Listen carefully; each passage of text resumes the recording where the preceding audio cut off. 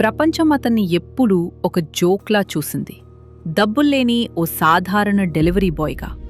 కాని 18 సంవత్సరాల క్రితం అదే అబ్బాయి రక్తంతో తడిసిన ఓ భయంకరమైన రాత్రి నుంచి తప్పించుకున్నాడు.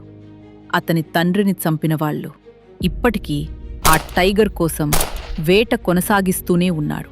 అభినవ్ జీవితమంతా పేదరికంతోనే పోరాడాడు. అతనికి ప్రతి రూపాయి విలువైనదే.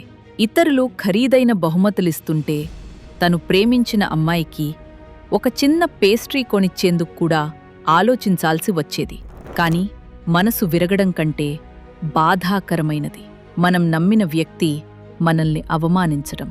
ఆ రాత్రి వైభవి కేవలం అతని ప్రేమనే తిరస్కరించలేదు, అతని దగ్గర మిగిలిన ఆత్మగౌరవాన్ని కూడా ఛిద్రమచేసింది.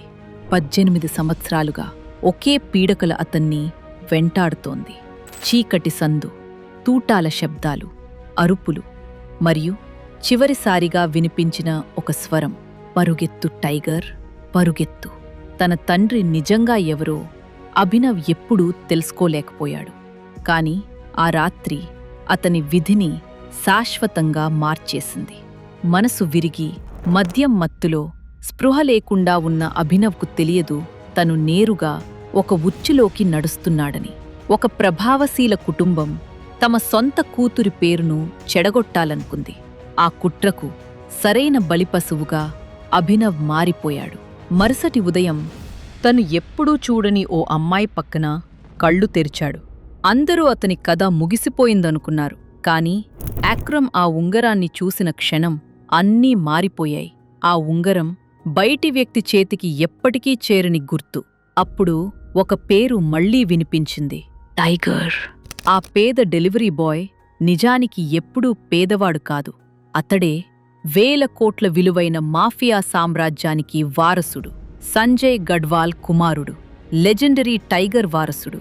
18 సంవత్సరాలుగా ఆ సామ్రాజ్యం అతను చనిపోయాడని నమ్మింది. కాని ఇప్పుడు టైగర్ తిరిగి వచ్చాడు. నిన్నటి వరకు అతను గౌరవం కోసం ఎదురుచూశాడు. ఈరోజు అతను గదిలోకి అడుగుపెడితే మాఫియా కింగ్లే లేచి నిలబడుతున్నారు. ఒక పిజ్జా కొనడానికి కూడా డబ్బులేని అబ్బాయి ఇప్పుడు కోట్ల విలువైన సమావేశాల్లో కూర్చున్నాడు. కాని అధికారం మనుషులను మార్చేస్తుంది. ఎందుకంటే ఆ ప్రపంచం రక్తంతో నిర్మించబడింది. అయితే అందరూ అతన్ని అంగీకరించలేదు. బలరాజ్ ఆ సామ్రాజ్యంలోనే అత్యంత ప్రమాదకరమైన వ్యక్తుల్లో ఒకడు. ఒక అబ్బాయి ముందు తలవంచడానికి అతను సిద్ధంగా లేడు. అతని నమ్మకం ఒక్కటే, నిజమైన టైగర్కు పరిచయాలు అవసరం ఉండవు, తనని తాను నిరూపించుకోవాలి.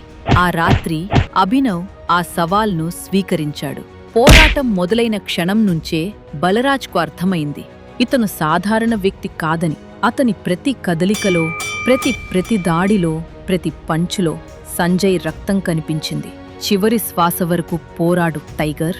ఎన్నో సంవత్సరాలుగా టైగర్ నిద్రలో ఉన్నాడు. ఈ రాత్రి అతను మేల్కొన్నాడు. ఈ ప్రశ్నలకు సమాధానాలు తెలుసుకోవాలంటే నెక్స్ట్ ఎపిసోడ్ వినాల్సిందే. క్రింద ఇచ్చిన లింక్ ని క్లిక్ చేసి పాకెట్ ఎఫ్ఎం యాప్ ని ఇన్స్టాల్ చేసుకోండి.